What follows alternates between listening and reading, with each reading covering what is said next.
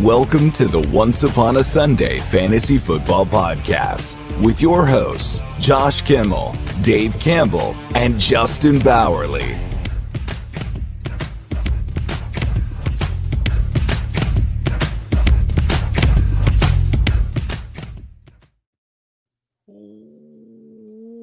Welcome into Once Upon a Sunday Fantasy Football Podcast. I'm your host, Josh. With me is Justin, and we have some undervalued, some unappreciated, some disrespected players that we want to talk about. Now, we are here during the daytime. It is noon Eastern on a Friday. We are usually here. Or is it Friday? It's Thursday. It's Thursday. I don't know. I've been off work all week. I don't know what day it is anymore. Little something on that. Thank you to everyone who's reached out about my son's surgery. It was successful. We are here recovering. It's been a damn week between me, my wife totaling our car, and my son having major surgery. It's been a week. So thank you for your patience. Yeah. So sorry I couldn't be on last night.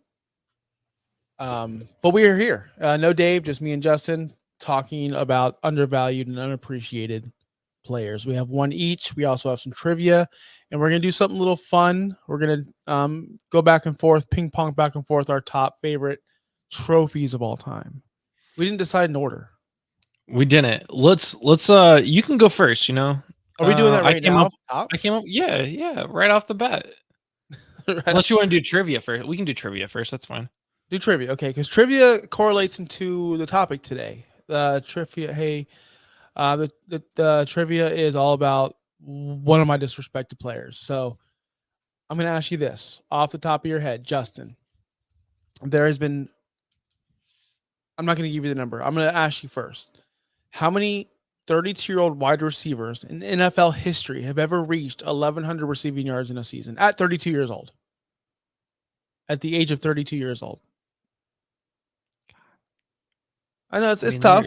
They're old as dirt now at that point. Tough. So I'm 32. That sucks. I wish I could get 1,100 yards right now. I'm gonna say 3. Wow, you're way off. There's 15. Oh, I lied. God. Okay. There's 14. Nope, I lied. There's 15.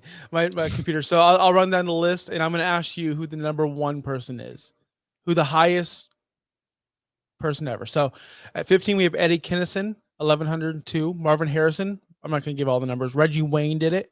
Charlie Joyner, J.T. Smith, Larry Fitzgerald, Randy Moss, Ed McCaffrey, Jimmy Smith, Steve Smith Sr., John Stallworth, Joe Horn, Andre Johnson, Don Maynard, and who had the most receiving yards at age 32, Justin? That's the trivia today.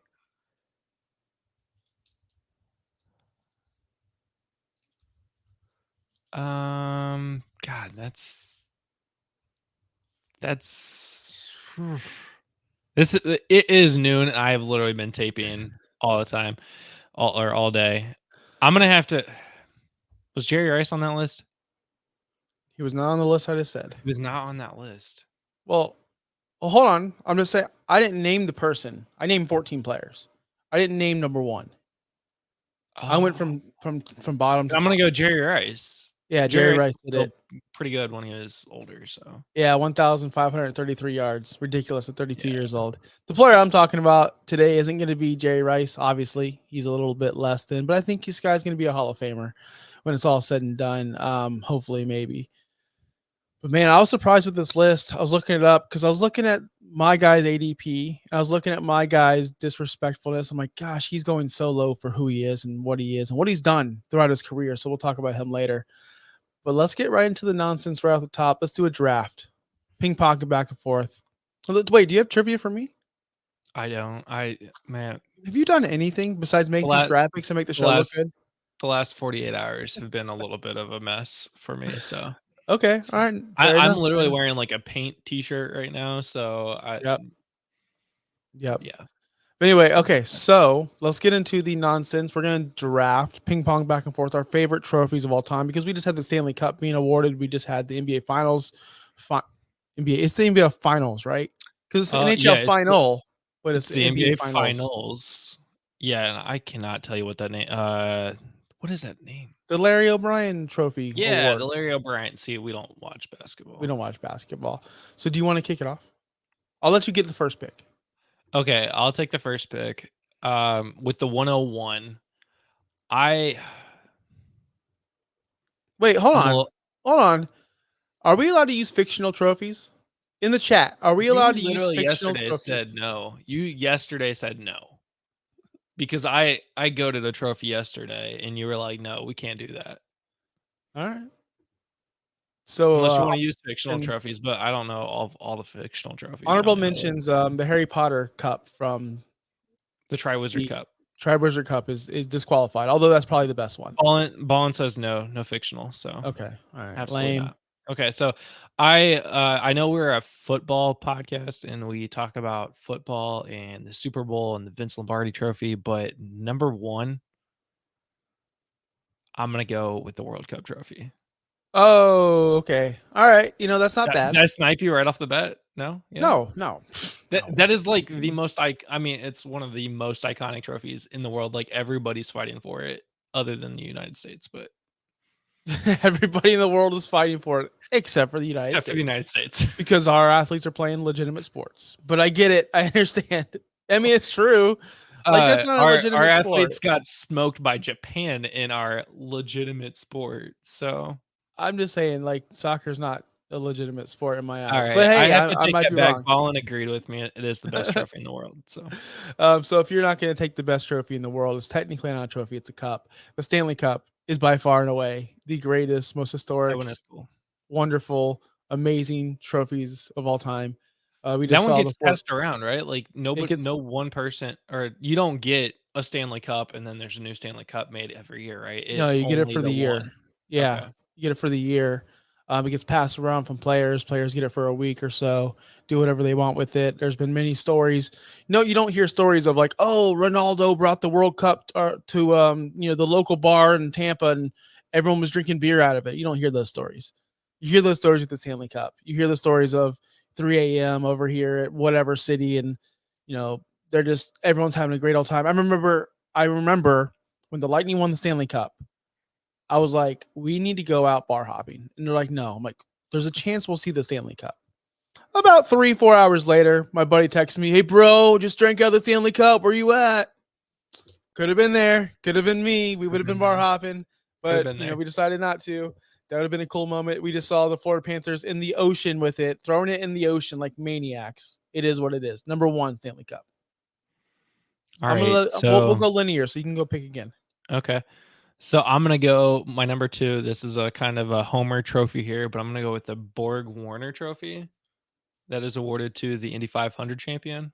And this one is cool because every year they add the face of the winner to the next year's trophy, which is pretty cool. The face. So it just gets taller and like literally like the face, like a person's head is added to the side of the trophy, and the trophy just gets taller and taller every year.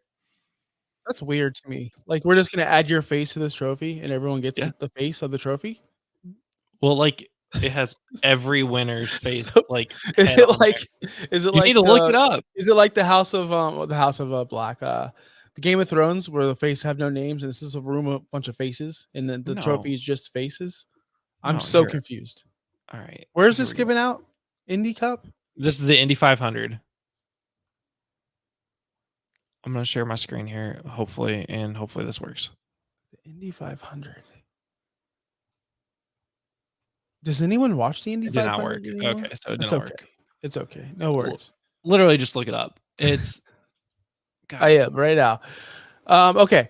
So I will pick my second pick. Are we going 4 rounds, or are we going to cut it to 3 since it's just us? Let's do 4.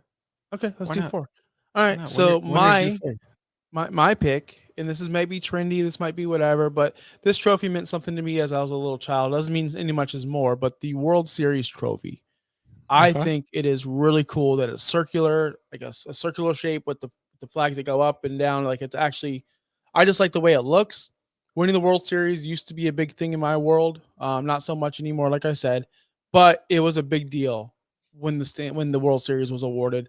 My biggest memory of the World Series ever, and this is not even a Rays World Series moment because the Rays, it was an awful one against the Phillies. We all know. Game 7 against the Yankees, the Arizona Diamondbacks. Luis Gonzalez hits that blooper in the middle, and then the Diamondbacks win in the 7th game. That I remember vividly. It's a core memory, not because I'm a Diamondbacks fan, not because I'm a Yankees fan. It's just because I think that's the only World Series I watched with my entire family.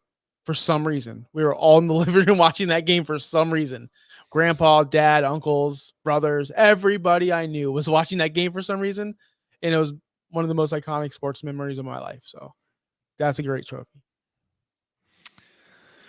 That's a good one. The World Series is a pretty. I feel like it's like so fragile. Like you could just bend it out of shape. Anyways, my third one, talking about fragile trophies, I'm gonna go with the coaches trophy, which was awarded to the NCAA college football champions, the champions, and it's that like crystal football that is broken once at least. Do you know what I'm talking about? It like sits on top of a giant like black wooden block. If you look up like BCS national champion trophy, Are you talking about the one with the crystal ball? yeah, that's what Oh, I so you literally said. actually like the BCS championship trophy? You like that thing? I I know don't what you're like the talking black about. part of it, but I like the crystal ball cool part of it. Yeah, the crystal ball is pretty cool. What do they give Yep. out now? It's like a giant like golden cylinder thing that like starts small and then gets bigger. And then it has like Okay. the logo on the top of it, like a football. Okay. I dig it. I Also dig it. pretty cool. Like I feel like that is closer to like what the NFL is. Also Okay. kind of cool, but I like the old one better. All right. So my number 3 pick, no one's gonna understand this, and I'm sorry if you guys don't watch it, but this is a second place trophy. I always thought it was funny when Djokovic or Roger Federer or Rafa Nadal or whoever, Serena Williams, is holding this nice, prestigious, like gold and Wimbledon trophy. And it's got like all this pizzazz and it's gold and it's got markings and so much detailed. And second place gets a plate, like a round. If you ever watch tennis, it gets like, I don't know the name of it, but it's a round plate. I'm sure y'all seen it. And they're standing there with a plate. And I'm thinking, how odd is it that you have to be forced there to sit next to the person with this awesome, prestigious trophy as the Wimbledon championship trophy, and you get a plate? I always liked it though, because the plate to me, I'm like, I'd display that on my wall. Like I'd hang it up somewhere. The hell am I gonna do with this trophy? Put it on my mantle, cool, whatever. But the plate, I always remember the people that hold up the plate. If you don't watch tennis, you don't know what I'm talking about. But if you do, you should definitely look it up. You know what I'm talking about? You don't watch the plate? You don't watch Wimbledon? I don't watch Wimbledon. Wow. I'm Wow. sorry. Wow. So we've talked about so going to 401 here, we've talked about two of the major sports trophies, both the Stanley Cup and the MLB one. Actually, you brought both of those up. I'm going to take the Larry O'Brien trophy over the Lombardi trophy. Um, there's no like real cool iconic picture other than just like the person like holding up the Lombardi trophy on the stage, but there's all the really cool iconic photos from Kobe and MJ. Everyone has taken an iconic photo with the Larry O'Brien trophy. If you're good at basketball, like you have that iconic photo, and I think that one's good. Yeah, just for the picture alone, the picture alone with Jordan, obviously we all know the picture. That is iconic enough. So yeah, I agree. Although I haven't watched a full NBA game in almost 15 years, maybe. I watched the Eastern Conference Finals this year, but I Actually, hadn't I watched them too. lied. So. Wait, NBA. I watched a full WNBA NBA. game. I've Okay. watched a full I've never watched a full NBA game in probably 15 years. Um, Good one. Now this one might get disqualified, so I have a backup. The WCW World Heavyweight Championship, No, it's fine. big gold. You know what I'm talking about. If you don't know, the big gold World Heavyweight Championship that Ric Flair, Sting, Hogan, NWO, specifically the NWO version where they spray painted NWO on it, is one of the most iconic things ever. I'm not talking about the new WWE one that they give out to every sports team that wins. I'm sure that the Florida Panthers have one. I'm sure whoever won the NBA Finals has one. I don't know who No, won the that, but WCW one was actually that's when I was still watching wrestling. yes. So Dave in the chat puts neither of you picked the Olympic gold medal. That is We only on had my 4 short rounds. list. If We only had there 4, was that more would be people 5th. that could show up to the fucking show and participate, then maybe I'd have to pick the Olympic gold medal. But that was definitely on my short list, Dave. How's And I he was gonna go. listening? How's he watching but not on here? Like, Hey, Thanks for the view, buddy. Give us a like because thumbs up. He's But gonna no, give us a thumb down. he's not. But honestly, that was on my list. I'll give you a couple more that were on my list. That was definitely on my list. 1000%. Lombardi Trophy and the Heisman. The Heisman The is on my Heisman list. is on my list. Yeah, that is I think one of the better ones too. Yeah, the Heisman just looks cool. I don't like that they gave it back to Reggie Bush, by the way. Why not? Because take it Why away. not? Why? Just because you can't go You're back. telling me not a single Heisman winner has ever accepted any kind of gift ever. I'm not Period. against that. Only Reggie Bush did it. Accept all the gifts you want, but at the time, that was the rule. You can't go back. So, for example, Dez caught the ball, right? That would have been a catch in 2024. We can't go back and go, well, he caught the ball. They won the game. Let's go replay That's different. That's no, the the rules were in place at that time. That's what the rule was. You can't, just because the rules are different now doesn't mean you could change the rules back in whatever year that was. That's all I'm saying. That's all I'm saying. How many Heisman winners have received? Didn't Johnny Manziel win the Heisman? Every single one of them. Did his Heisman get taken away from him? You're dumb enough to get caught. Did his Heisman get taken away from him? He did get caught multiple times. I don't know. It didn't. Only Reggie Bush. It's only Reggie Bush. Listen, I love Reggie Bush. I love Reggie Bush. I'm just saying. It is what it is. Let's get into the most. I agree with Dave here. Damn it. I hate when I do that, but I agree with Dave here. I know. I was just trying to ruffle Dave's feathers. I know he's watching. But let's get to the most disrespected players in fantasy football on June 27th, 2024. Oh, we don't have a cut break. Okay. I was waiting for you to comment. Yeah, you want me to go first? Yes, you go first. Okay, so I've got Austin Eckler. This one's tough for me because Justin decided to leave the show. That's totally fine. I can take over. As we had a request in the chat. The request in the chat was, we need a new host. Get rid of this guy. I'm back. Oh, he's back. Okay. I swiped because there was dust on my laptop and it went back a page and that was embarrassing. Okay. So I don't know what you just said about me, but oh well. So Austin Eckler, he finished as RB26 last year. He is being drafted as RB39, which is 125th overall and in the middle of the 10th round. I think that's actually a really good value for Austin Eckler, who could end up being a low-end RB2 for the season. I think you can still get good production out of him. Yes, he's 29, but how many running backs currently out there right now are in that 28 to 31 range that are still producing, that we still keep saying he's got to fall off eventually. He's got to fall off eventually. And yes, he did fall off last year to RB26, but the year before that, he was RB1. The year before that, he was RB2. And in 2019, he was RB4. On better offenses, last year, we all know the Chargers sucked. Their offense could not get going. There's a reason why they completely fired that entire coaching staff. Now he goes to Washington, where he's got Jaden Daniels. They can run an RPO action, RPO. Yeah, you still have Brian Robinson and Chris Rodriguez, but honestly, Austin Eckler being able to catch it out of the backfield, he will be that dump off for Jaden Daniels if he needs it. And I think that offense just does better this year. Last year, I think he was 29th in running points per game for running backs. And there's going to be a better year for him. He was averaging 9.6 points per game last year in his 14 games played. He's going to be better. Getting him in the middle of the 10th round is a killer. I've been drafting him in the 12th, 13th, and 14th rounds and hoping for a big payoff this year. I mean, the players going ahead of him: Gus Edwards, Jerome Ford, Chase Brown, Blake Corum, Trey Benson. Like I don't actually mind the Trey Benson one. But even Otajay Spears, we don't know if he's going to get the lead role. Just those players alone I just named.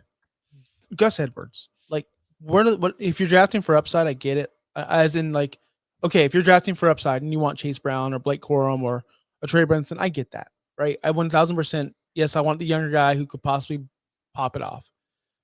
But nobody on the Chargers offense has like a clear path to RB1. I think Austin Eckler has a clear path to RB1 in Washington this year. it's one of these guys that I think if you're going 0 running back in the first 10 rounds and then you get Austin Eckler, like I think he's going to be a serviceable guy for a 0 running back strategy where you draft a running back later in the draft, and nobody's expecting Austin Eckler to do good this year. And the thing with the Eckler is, I'm sure you said it, is you don't have to rely on the carries and the workload. You can actually rely on the targets and the amount of targets he may get out of the backfield, which is what he's best at. He wasn't going to work out in that new regime over there in Los Angeles. They want a power run team. He's on a power runner. He can get it done, but he's 29 years old. I get it. But honestly, ADP 39, I think he's going to raise up. But 839 is kind of ridiculous and disrespectful to a player like him. You're talking like Rico Dowdle's down there. Marshawn Lloyd, who's not, third option on their It's team. like RB3, yeah. Yeah, you're Nick really Chubb with a broken knee. Like, I mean, the guys that I would draft after Austin Eckler include Gus Edwards, Jerome Ford, Chase Brown, Blake Corum, Javonte Williams, Devin Singletary, Tony Pollard. Like, I would draft all those guys after Austin Eckler. And they're all being drafted ahead of him. Some of those guys are iffy, like Tony Pollard. That's a question mark for me. I think I would take Pollard. Singletary, again, don't know the role in New York yet, but I like Singletary a lot. We know. But God, and I was right about that. But I just want to let you know, I was right. I was kind of right about that. But Austin Eckler, again, has proven in the past he could be a super stud, but I do not like aging. It is going to be a trend throughout the rest of the offseason going into draft season. You're going to find out I'm not a big fan of these running backs who are old. Josh Jacobs, Austin Eckler, Saquon Barkley, who went to a different team. Is like 25, but he's got a lot. But he averages like a bajillion carries a year. And the dude is going to age so bad because of all that. I'm sorry. I'm just going to let everyone know. Some players fall off. Some players fall off early. We saw it last year too. Saw it with Austin Eckler. Fell off, right?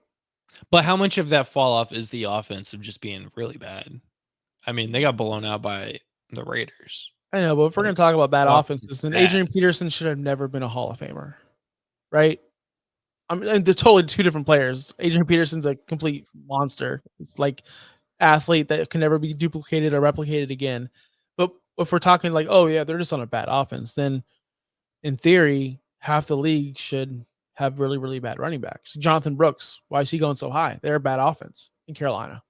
Really bad offense, right? Samir White going running back 22. Las Vegas is a bad offense. Najee Harris, running back 23. Again, bad offense. So at what point do we say, well, we can't really blame the offense. Let's look at the numbers. Maybe they weren't using them in the right way. So maybe Washington will. Either way, I do think running back 39 is ridiculous. 39 is ridiculous. 29, okay. 39. That's not even like starting material at this point. Like, you're not starting RB 39. All right, let's go into my most disrespected player. This is a guy going wide receiver 33 right now in the ADP. Last year, he finished wide receiver 6, averaging 21.5 points per game. He only played 13 games, so that's an issue. We're talking about a guy who also left Los Angeles. He went to the Chicago Bears. He is going to be the safety net for Caleb Williams. We're talking Keenan Allen. Not understanding why wide receiver 33 is where he's landing at right now. I understand wide receiver position is deep. And again, same concept, right? Everyone wants the high upside guys, the guys that can make them win weeks, like Hollywood Brown's being drafted over him. A Terry McLaurin, who's been god awful, is being drafted above him. Some of these players I understand, like T. Higgins, Christian Kirk, Tank Dell, makes sense, right? It really does. But you're talking about a guy who demands a lot of targets in the backfield or coming out of the slot position, which we'll talk about later. He's only 32 years old. I brought up 32 years old because that's who he is, and the elite players can reach that. The Reggie Waynes, the Andre Johnsons, he hit it.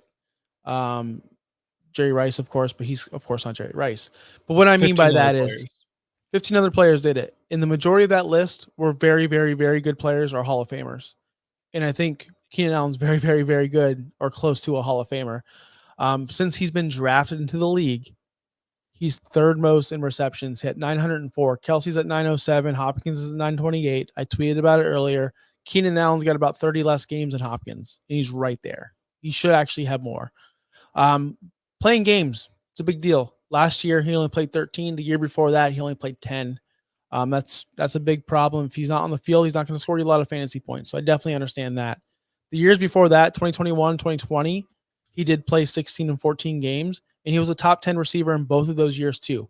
So basically 2022 was his down year where he was wide receiver 48, but he averaged 14.9 points per game in that time. So take that with a grain of salt. He's still very, very good when he was on the field with Justin Herbert. Now, talk about Justin Herbert, right? Justin Herbert came in as a rookie. We were all worried about Justin Herbert. How is he going to face off against in this division with Patrick Mahomes and all these other guys? Is he going to downgrade Mike Williams? Is he going to downgrade Keenan Allen? We were all afraid. We were all scared. I'll never forget the Hard Knocks because they were on Hard Knocks that year. Never forget it. Keenan Allen walked up to Justin Herbert like, "Yo, give me the ball. Give me the ball." And Justin Herbert's like, "That's my job. My job is to get you the ball because you're the best receiver on this football team." If Caleb Williams has that same mentality, that same thought process of, "This is my guy. This is the guy who catches 100 balls every year. This is the guy who has one of the best hands in the league, best route runner in the league. Plus, he's going to be playing the slot because Keenan Allen plays in the slot over 50% of the time since 2020. It's a fact. This is going to be your safety net for your rookie quarterback. DJ Moore is going to get the deep targets. DJ Moore is going to get the flash plays. DJ Moore is going to get the, I would say, more high-risk throws, passing attempts. O'Dunes, you're like, oh, what about him? He's a monster. He's a beast. Of course. Yes, he is. Same situation, though. He's going to be on the outside as well, making those contested catches. I expect Keenan Allen to be a monster target hog. 160 is going to be hard to duplicate. 160 targets is going to be a lot because you do have Swift out there as well. You do have Komet out there as well. You have a lot of targets for Caleb Williams. It's going to be very difficult for him to spread the ball around and make everyone happy. I get it. But on March 16th, I did take this out of a interview. Forgot where. I think it was Sports Illustrated. Keenan Allen says, "I just think I'm friendly for the quarterbacks because I'll be in the right spots. I know how to communicate with them. My body language is solid too. I'll find the open spaces." That's something that DJ Moore can't do. That's something that Odunze, we don't know if he can do or not because he's a rookie. But we know Keenan Allen can find the soft spaces. Why does Kelsey catch a bajillion balls? He doesn't have a route. He just finds the soft spots. I think that Keenan Allen's going to do the same thing. It might not be awesome like 12.8 yards per catch. He's not going to have 16 yards per catch. But he's going to do enough to get you to the wide receiver 2 position. I think he's going to be a high-end wide receiver 2 at best, low-end wide receiver 1 in some weeks. He's not going to finish top 12 overall, but he's going to give you solid weeks, week in, week out. 32% target share is going to be tough. I told you guys this. It's going to be very tough. But in the slot, it's possible. I really do believe Keenan Allen is going to be amazing for the Chicago Bears this year and for Caleb Williams overall. Boom. What does Dave like to say? Facts. So on Dave's player would have been Stephon Diggs, guys. Just to let everyone know. But he couldn't make it today. He has a real job, he said. Yeah, it's such disrespect being drafted in the 3rd round. That's crazy. Who? Stephon Diggs? Stephon Diggs is, yeah. So I don't disagree with Keenan Allen here. I finished as wide receiver 8 last year. And again, we're drafting him at wide receiver 33. Yeah, he's 32. He didn't really have much competition last season, but he's still the veteran. He's still going to he's the reliable target that rookie wide receivers are going to want. And do you know who was at Caleb Williams' pro day this year? Keenan Allen. Yeah, because he's a professional and he wants. I mean, all you have to do, go back and watch Hard Knocks on HBO Max. Go see his work ethic. Go see how he works with rookies. Go see how he tries to adjust his game to their gameplay. He's an ultimate professional. He's a guy I'd be drafting. And back on my on Dave Stephon Diggs' point, since he's not here to defend himself, Nico Collins being drafted wide receiver 14 right now, and Stephon Diggs being drafted wide receiver 23. That is the disrespect. That's crazy. That is disrespectful. That is the ignorance. Hold on. That's the ignorance. That is the incompetence, and that is the misleading information that the experts are giving you right now. Nico Collins is not on Diggs's level. Do you think Diggs is going to be there? Dave and I talked about this a lot, and he was going to make it last night. Unfortunately, we couldn't make it. He saw something on social media, not X, but different. And they think that they state, and this is a very respected organization or whatever podcast or whatever.